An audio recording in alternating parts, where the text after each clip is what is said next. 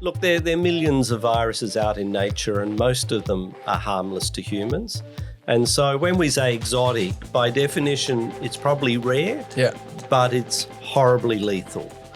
And I guess Ebola is an example of that. So Ebola kills 70 to 80% of every person who comes in contact with it will die a horrible death in about 5 days.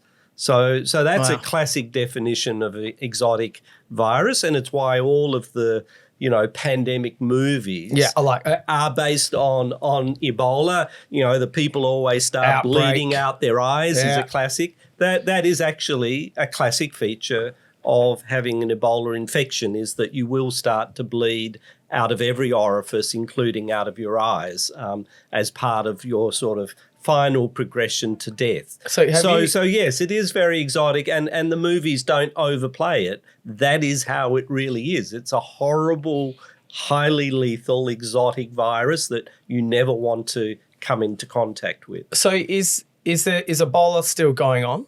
Absolutely. They're people. So there's outbreaks every year in Africa, generally in small villages. And so what will happen with Ebola is someone will get infected from an animal in the wild, and then they'll take it back to their village. And obviously these villages are remote, and they often have very small numbers of people, 10, 20, 30 people. So that person will be infected, go back to the village. Everyone in the village will get it. Generally, everyone or most of the people in the village will die. And then when the other villagers hear about this, they'll come in and they'll incinerate the village where the outbreak was, and that will stop the outbreak. Occasionally, someone from that village will go to another village and do the same thing there, and then you have a spread. And a number of years ago, we actually had a situation which was the biggest ever outbreak of Ebola, where we actually had people travelling to other countries, fortunately, including Australia and the US. But it was in small numbers of people travelling, and it didn't actually establish in any of those countries. So people were admitted under high, security. They either died or were treated with these experimental treatments. And about, I think, somewhere around 14,000 people died in Africa at the centre of the outbreak, and maybe 10 or 20 people died in other countries. So is this talked about?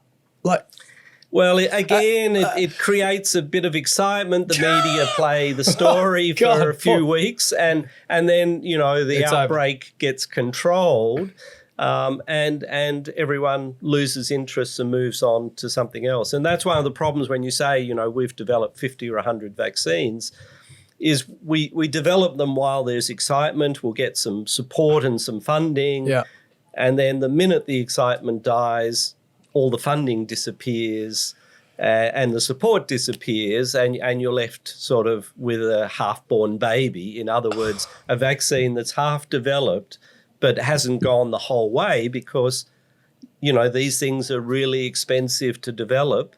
And if you don't have funding from a government, basically it doesn't happen.